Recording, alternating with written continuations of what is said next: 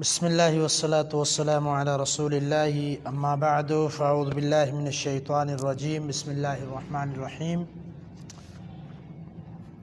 عزیز طلبہ اکرام، کل ہمارا درس ہوا تھا امام مہدی کے حوالے سے، تو یہ درس سمجھیں آپ کے سبق کا حصہ ہے، اور جو بھی دروس اتوار کو ہوتے ہیں مختلف عنوان پر، تو یہ آپ کے سبق کا حصہ ہے۔ ان کو سننا بھی ضروری ہے اور ذہن میں رکھیں کہ سوالات بھی ہو سکتے ہیں جو امتحان میں ہوتے ہیں، یا ہفتہ وار جو ہمارے سوالات ہوتے ہیں تو ان میں بھی انشاءاللہ ان سے سوالات کیے جائیں گے۔ اس مسئلے یہ کیونکہ اہم مسائل ہیں اور ان کا ادراک ایک طالب علم کو اور عالم دین کو ہونا ضروری ہے۔ آج سے ہم پھر کلاس کا آغاز کرتے ہیں۔ قرآن مجید کی صورت علق کا ترجمہ چل رہا تھا۔ ترجمہ اور تفسیر یہ وہ پہلی صورت ہے کہ جس کی ابتدائی آیات نبی علیہ السلام پر نازل ہوئی۔ شروع میں، ابتدا میں جب آپ صلی اللہ علیہ وسلم پر وحی نازل ہوئی تو سب سے پہلی آیت کون سی تھی؟ اقرأ بسم ربک الذی خلق۔ تو اس کی آیات ہم پڑھ چکے تھے یہاں تک کہ ارآہ استغنیٰ، کہ وہ اپنے آپ کو بے پرواہ سمجھتا ہے، دیکھتا ہے۔ اور اس سے آگے بھی ہم نے پڑھا تھا ان الی ربک الرجعی، بے شک آپ کے رب کی طرف ہی لوٹنا ہے۔ اب اگلی آیات پر ہم پڑھ لیتے ہیں، 4-5 آیات۔ ارأیت الذی ینہی، کیا آپ نے اسے دیکھا جو منع کرتا ہے؟ عبداً اذا صلی، ایک بندے کو جب وہ نماز پڑھے۔ ارأیت ان کان علی الہدی،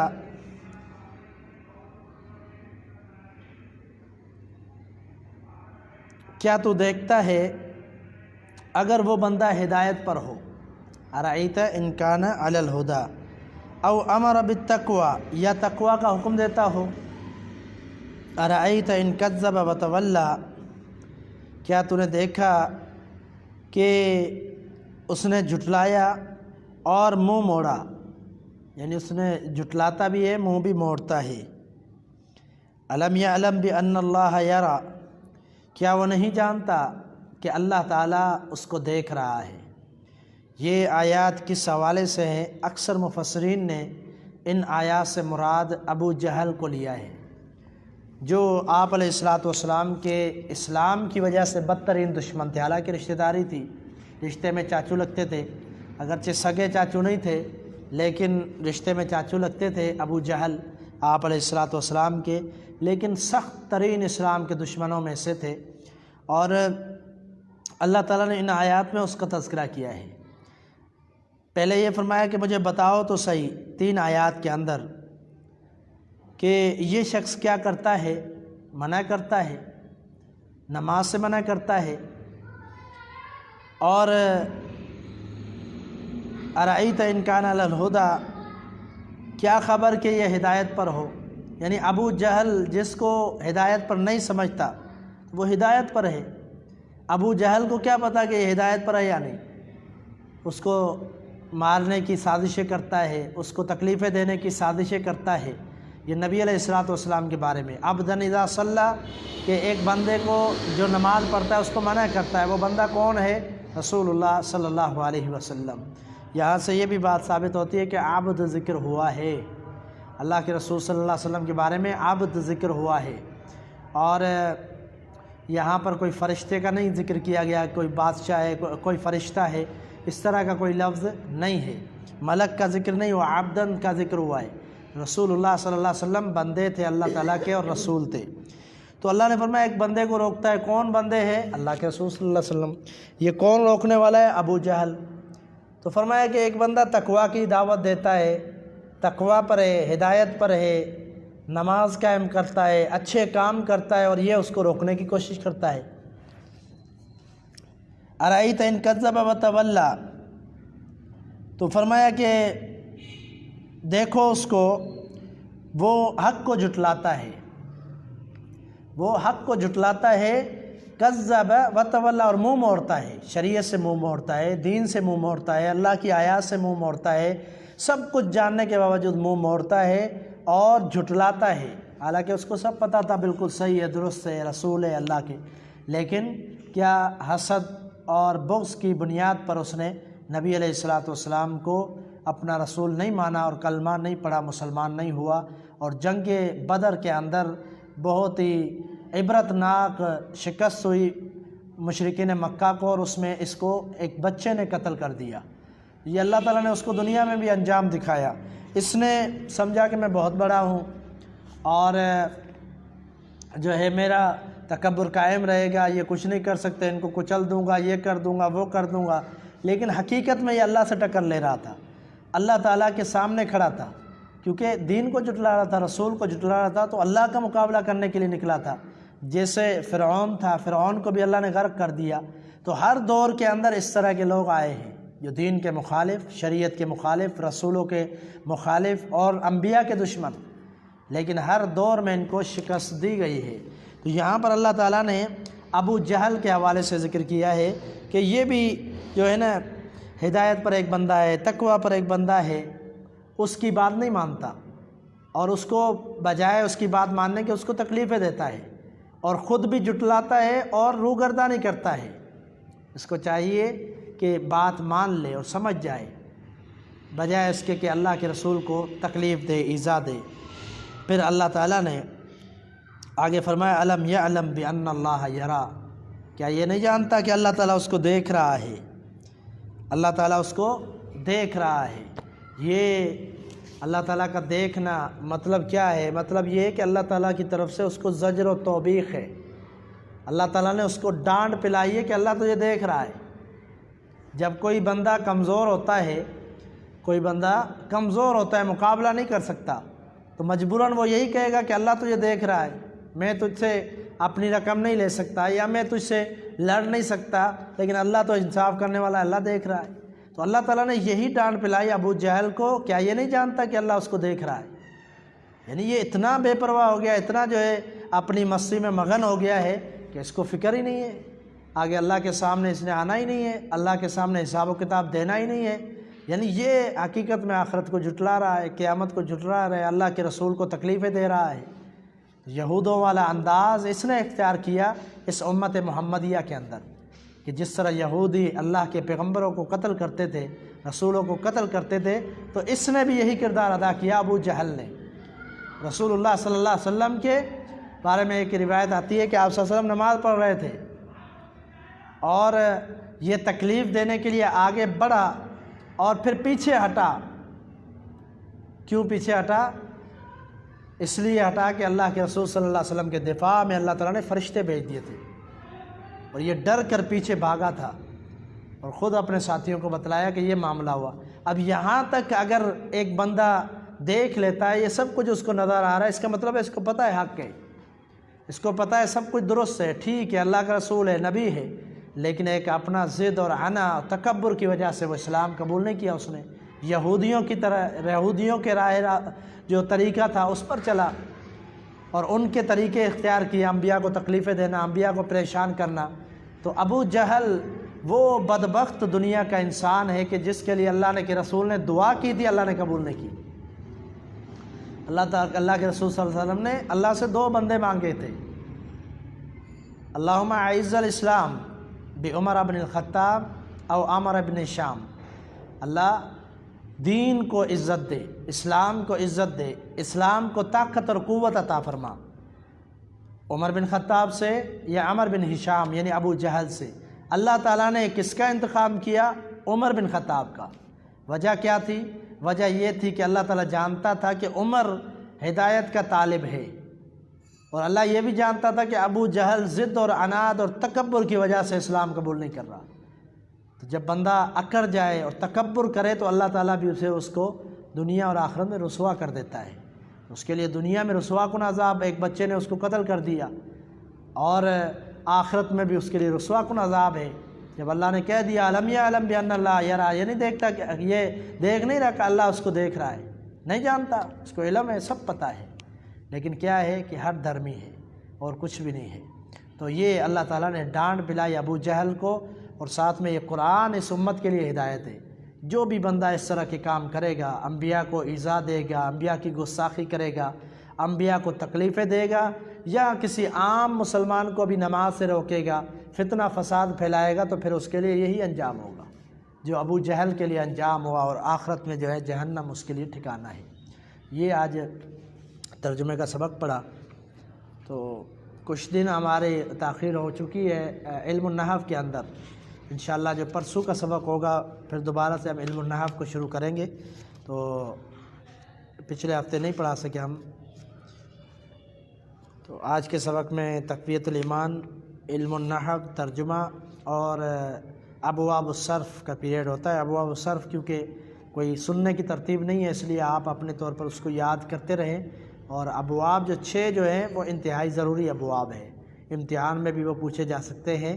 یہ امتحان جو ہمارا ہونا ہے انشاءاللہ، اس امتحان میں 2 باب آپ سے پوچھے جائیں گے، ابواب الصرف کے 2 باب، ضرب یضرب اور نصر ینصر، یہ 2 باب جو ہے آپ سے پوچھے جائیں گے، ان کے سیغے آپ نے لکھنے ہوں گے۔ یہ 2 باب آپ کے پاس ٹائم ہے 1-1.5 مہینہ، اس کو یاد کر لیں اچھی طرح سے، تاکہ یہ آپ سے پوچھے جا سکے۔ تو اس کے پوچھنے کی اور سننے کی کوئی ترتیب ہم انشاءاللہ امتحان میں بنائیں گے۔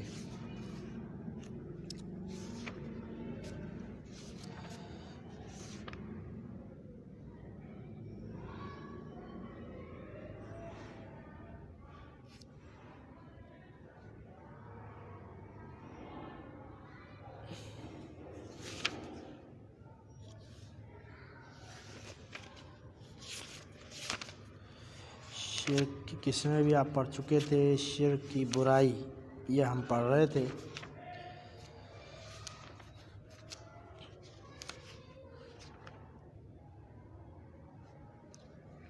یہ ہم نے پڑھا تھا اس سے پہلے کہ کوئی بھی بھول کا عذر قبول نہیں ہوگا، یعنی جو اللہ نے اقرار کیا ہے، کوئی بندہ یہ عذر پیش نہیں کر سکتا تو میں بھول گیا تھا میں کیا کرتا، کیونکہ اللہ تعالیٰ نے انبیاء بھیج کر وہ عہد اور وعدہ یاد دلا دیا ہے انبیاء کے ذریعے۔ آج کا جو ہمارا سبق شروع ہو رہا ہے وہ رسولوں اور کتابوں کی بنیادی تعلیم کیا تھی، رسول کیا تعلیم دے کر آئے تھے، اور اللہ کی طرف سے جو بھیجی گئی کتابیں ان کی تعلیم کیا تھی۔ معلوم ہوا کہ توحید اختیار کرنے کی اور شرک سے بچنے کی عالم ارواح میں سب کو فرداً تاکید کر دی گئی ہے۔ توحید کی تاکید فرداً اللہ نے تمام روحوں کو جمع کر کے عالم ارواح میں یہ اقرار لیا تھا، تو فرداً ایک تک توحید کی دعوت اور تاکید کر دی گئی ہے۔ تمام پیغمبر اسی کو یاد دلانے اور اسی عہد کی تجدید کے لیے بھیجے گئے۔ 1,24,000 کم و بیش پیغمبروں کا فرمان عالی شان اور 104 الہامی کتابوں کا مرکزی علم اسی ایک نقطہ پر میں ہے کہ خبردار توحید میں خلل نہ آنے دو۔ یہاں پر یہ ذکر کیا گیا 104 الہامی کتابیں جو یعنی اللہ کی طرف سے انبیاء اور رسولوں کی طرف وحی کی گئی، تو ان کا عام طور پر 4 کتابیں جو بڑی معروف ہے اور جو ایک بنیاد کی حیثیت رکھتی ہے ان کا ذکر تو ہوتا ہے، جیسے قرآن مجید ہے، تورات ہے، انجیل ہے، زبور ہے، ان کا تذکرہ تو آپ سنتے بھی ہیں پڑھتے بھی ہیں، لیکن 100 کتابیں اور بھی ہیں، اور وہ مختلف انبیاء کی طرف صحیفوں کی شکل میں نازل ہوئی، صحیفوں کی شکل میں، یعنی چھوٹی چھوٹی جو ہے دین کی تعلیم، جو ان کے اندر چھوٹی چھوٹی کتابچے تھے جن کے اندر دین کی تعلیم تھی اور لوگوں کو پہنچانے کا پیغام تھا۔ صحف کہتے ہیں آپ جو ہے نا پاک کتاب کو، صحف ہم مطہرہ کتاب کو کہتے ہیں صحف، جیسے ہم پیچھے ترجمے میں پڑھ چکے ہیں پاکیزہ صحیفے آئے، صحیفے جو ہے نا کتاب کو ہی کہا جاتا ہے، رسالے سمجھ لیں۔ تو یہ اللہ کے رسول صلی اللہ علیہ وسلم کی طرف جو نازل ہوا وہ قرآن مجید ہے۔ باقی تمام انبیاء جیسے جن کے بارے میں معروف ہے تو وہ تو دوسری ان کی کتابیں تھی، حالانکہ قرآن کو بھی صحیفہ کہا جا سکتا ہے، جیسے صحف ابراہیم و موسیٰ، قرآن مجید کی آیت ہے صحف ابراہیم و موسیٰ، تو ابراہیم اور موسیٰ کے صحیفے، حالانکہ موسیٰ علیہ السلام کی کتاب تورات تھی، ہم اس کو کیا کہتے تھے؟ ہم کہتے ہیں کہ تورات کی کتاب، جیسے قرآن کو سمجھتے ہیں ہم تورات کو کتاب سمجھتے ہیں، وہی اللہ کا پیغام سمجھتے ہیں۔ یعنی جب تک موسیٰ علیہ السلام زندہ تھے اور وہ اس کی تعلیم دیتے تھے اس وقت تک صحیح تھی تورات، بعد میں تعریف ہو گئی، اس میں تبدیلی ہو گئی، تو ایمان لانا بھی ضروری ہے کہ ہم مانتے ہیں کہ تورات اللہ کی طرف سے تھی، انجیل اللہ کی طرف سے تھی، زبور اللہ کی طرف سے تھی، یہ ایمان لانا لازمی ہے۔ تو ان کو بھی صحیفہ قرآن میں کہا گیا ہے، تو قرآن مجید کو بھی صحیفہ کہا جا سکتا ہے، کتاب کے معنی میں یہ استعمال ہوتا ہے۔ تو صحیفے جو پچھلے پیغمبروں کو ملے وہ صحیفے جو ہے 104 تھے، ان کتابوں کو ملا کر 104 صحیفے اور کتابیں نازل ہوئی اللہ تعالیٰ کی طرف سے، 4 معروف ہے، باقی جو ہے دیگر کتابوں کے اندر اور دلائل سے پتہ چلتا ہے کہ انبیاء کی طرف نازل ہوئے۔ تو ان تمام صحیفوں کے اندر رسولوں کی تعلیم کیا تھی کہ ایک ہی نقطہ تھا کہ توحید میں خلل نہ آئے اور شرک کے پاس بھی نہ بھٹکو، اللہ کے سوا کسی کو حاکم و متصرف نہ سمجھو۔ متصرف یعنی چلانے والا اللہ تعالیٰ ہے دنیا کے نظام کو، اس میں جو بھی خرچ ہوتا ہے، جو بھی آگے پیچھے ہوتا ہے، جو بھی معاملات ہیں وہ اللہ ہی چلا رہا ہے۔ نہ غیر اللہ کو مالک مانو کہ اس سے اپنی مرادیں مانگو اور اس کے پاس مرادیں لے جاؤ، یعنی غیر اللہ سے مرادیں نہیں مانگو۔ مراد کا مطلب کیا ہوتا ہے؟ جو آپ کی تمنا ہے، جو آپ چاہتے ہیں، جو آپ کو چاہیے چیز، وہ جو بھی چاہیے وہ اللہ سے مانگو۔ اذا استعنت فاستعن باللہ، اللہ کے رسول صلی اللہ علیہ وسلم نے فرمایا جب مدد طلب کرے تو اللہ تعالیٰ سے مدد طلب کر۔ تو یہ دیگر جتنے بھی دنیا میں آج مرادیں جن سے بھی مانگی جاتی ہے یہ شرک ہے اللہ کی ذات کے ساتھ۔ مندرجہ ذیل حدیث کے معلوم ہونے کے بعد تو کسی حالت میں بھی شرک کی کوئی گنجائش باقی نہیں رہتی۔ کیا حدیث مسند احمد کی معاذ بن جبل رضی اللہ تعالیٰ فرماتے ہیں قال علی رسول اللہ صلی اللہ علیہ وسلم، نبی علیہ الصلوۃ والسلام نے مجھے فرمایا کہ لا تشرک باللہ شیئا، اللہ کے ساتھ کسی کو شریک نہ کرو۔ وَإِن قُتِلْتَ أَوْ حُرِّقْتَ، اگرچہ تجھے قتل کر دیا جائے یا تجھے جلا دیا جائے، کسی صورت میں بھی اللہ تعالیٰ کے ساتھ شرک نہ کرو۔ اللہ کے ساتھ شرک اگر تمہیں کوئی جلا بھی دے، قتل بھی کر دے، پھر بھی اللہ کی ذات کے ساتھ شرک نہ کرو۔ یہ کس کو آپ نے نصیحت فرمائی تھی؟ معاذ بن جبل رضی اللہ تعالیٰ عنہ کو۔ تو یہ حدیث اگر ہم دیکھتے ہیں تو پھر تو کوئی گنجائش ہی نہیں رہتی شرک کرنے کی، اور کسی صورت میں بھی شرک معاف نہیں ہوتا۔ یہ ہے کہ ایک دفعہ پکی سچی توبہ ہو جائے اور پھر دنیا سے جانے سے پہلے معافی ہو جائے تو ٹھیک ہے، نہیں تو پھر اللہ تعالیٰ اس کا سزا ضرور قیامت کے دن دے گا۔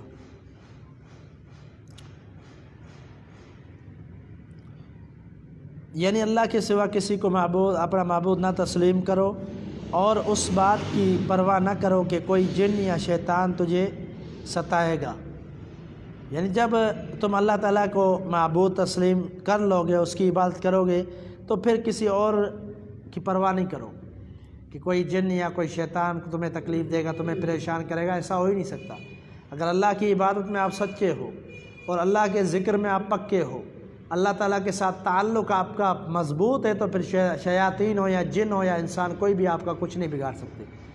تو آج کل یہی ہوتا ہے، تھوڑا جنات کا کوئی مسئلہ ہو جائے، شیطان کا مسئلہ، تو لوگ فوراً شرک کی طرف جاتے ہیں۔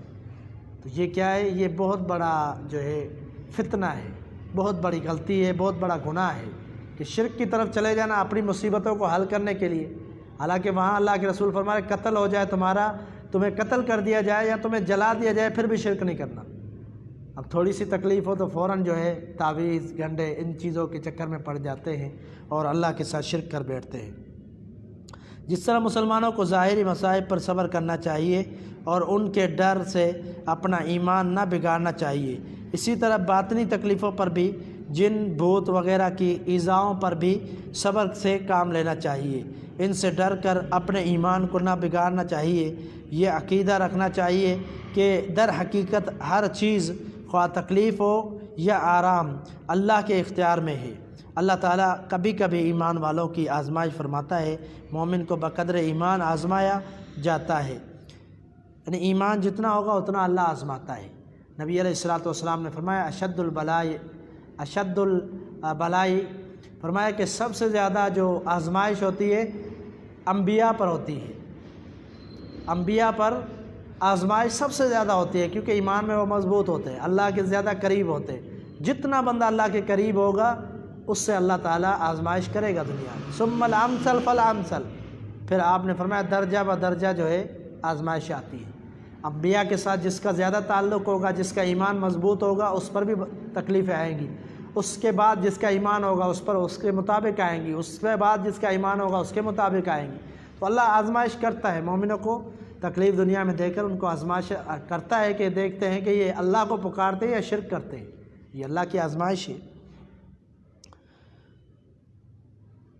کبھی بروں کے ہاتھوں سے نیکوں کو تکلیف پہنچائی جاتی ہے تاکہ مخلصوں اور منافقین میں تمیز ہو جائے۔ بہت دفعہ ایسا ہوتا ہے کوئی ان پڑھ جاہل دنیا دار جو ہے علماء کو اور دیندار لوگوں کو تکلیف پہنچاتے ہیں، تو اللہ تعالیٰ اس لیے یہ معاملہ کرتا ہے تاکہ دنیا والے بھی دیکھیں کہ نیک کون ہے، نیک کون ہے اور برے کون ہیں جو دین سے نفرت کرتے ہیں، دین کی بنیاد پر اور دین کی وجہ سے جو ہے علماء کو ایذا دیتے ہیں اور نیک لوگوں کو تکلیف دیتے ہیں۔ یہ اللہ تعالیٰ امتحان لیتا ہے تاکہ پتہ چل جائے اصل مومن کون ہے اور منافق کون ہے۔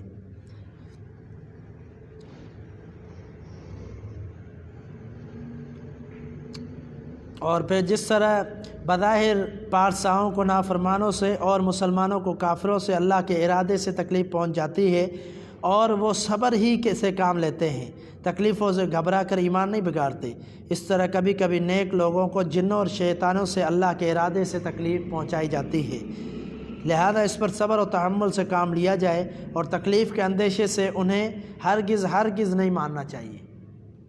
ایسا نہ ہو کہ شیطان جو ہے آپ کو، یہ جو جنات آتے ہیں کسی میں داخل ہو جاتے ہیں تو اس کو جو ہے طرح طرح کی خیالات آتے ہیں اور طرح طرح کی ان کو تعلیمات دیتے ہیں، اور پھر جو ہے یہ اپنے چیلوں تک خود ہی پہنچاتے ہیں۔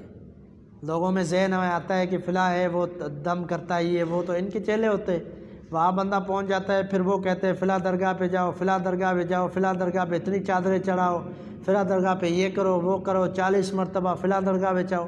کئی مریض ایسے آئے ہیں ہمارے سامنے، ایسا ہوا ہے کہ کوئی دم کے لیے کسی کے پاس گئے تو انہوں نے کہا کہ بھائی 40 مرتبہ 30 دفعہ فلاں درگاہ پہ جاؤ، وہاں حاضری دو، پاؤں ننگے کر کے وہاں جاؤ۔ تو یہ خود جو ہے شیاطین کے چیلے ہیں، جنات کے چیلے ہیں۔ تو یہ جو ہے جنات داخل ہوتے ہیں اور اسی سے جو ہے جنات کا مقصد کیا ہے؟ انسان کو گمراہ کرنا۔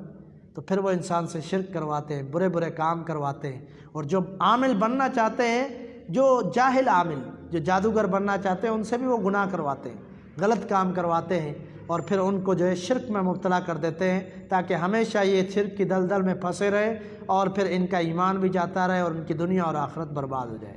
یہ شیاطین کے کام ہوتے ہیں۔ یہ جنات کون ہوتے ہیں؟ شیاطین کے ساتھی ہوتے ہیں۔ جو جنات انسان کو برائی کی دعوت دیتے ہیں، انسانوں کو تنگ کرتے ہیں، تو یہ شیاطین کے ساتھی ہوتے ہیں۔ تو ان سے جو ہے بچنا ضروری ہے۔ اگر ایسا کوئی معاملہ آ جاتا ہے، اگر وہ کچھ کہتے ہیں، پھر بھی اپنے ایمان کا تقاضا یہ ہے کہ کبھی بھی برائی کی طرف نہ جائیں بلکہ اپنے آپ پر کنٹرول کریں۔ معلوم ہوا کہ اگر کوئی شخص شرک سے متنفر ہو کر غیر اللہ کو چھوڑ دے، ان کی نظر و نیاز کی مذمت کرے اور غلط رسموں کو مٹائے، پھر اس راہ میں اس کو کچھ مالی یا جانی نقصان پہنچ جائے، یا کوئی شیطان اسے کسی پیر اور شہید کے نام سے ستانے لگے، تو وہ یہ سمجھ لے کہ اللہ پاک میرا ایمان آزما رہا ہے، اس لیے اس خندہ پیشانی سے سہ لینا چاہیے اور ایمان پر قائم رہنا چاہیے۔ یاد رکھو، جس طرح اللہ پاک ظالموں کو ڈھیل دے کر پکڑتا ہے اور مظلوموں کو ان کے پنجہ استبداد سے چھڑاتا ہے، اسی طرح ظالم جنوں کو بھی وقت آنے پر پکڑے گا اور پرستاروں ان توحید کو ان کے ظلم سے نجات بخشے گا۔ پرستان توحید کو بھی اللہ ضرور جنوں سے نجات دے گا۔ تو یہ جو ہے نا اس پر اگر آپ آدھا سبق رہتا ہے، انشاءاللہ وہ اگلے ہم سبق میں پڑھیں گے۔ تو اتوار کے جو ہمارے دروس ہوتے ہیں انشاءاللہ اس میں ہم کوئی ایسا دن مختص کریں گے جس میں یہ جو ہے اس کو تھوڑا سا بات کو ہائی لائٹ کریں گے اور اس کو وضاحت سے بیان کریں گے۔ جنات کے آج کل مسائل ہیں، یہ کیسے ہے اور کیا تعلیمات ہے کتاب و سنت کے اندر جنات کے حوالے سے، شیاطین کے حوالے سے۔ یہ ہمارا انشاءاللہ اتوار کا کوئی لیکچر سیٹ کر کے پھر ہم انشاءاللہ اس پر لیکچر دیں گے۔ اللہ تعالی عمل کی توفیق عطا فرمائے، اللہ سمجھنے کی توفیق عطا فرمائے۔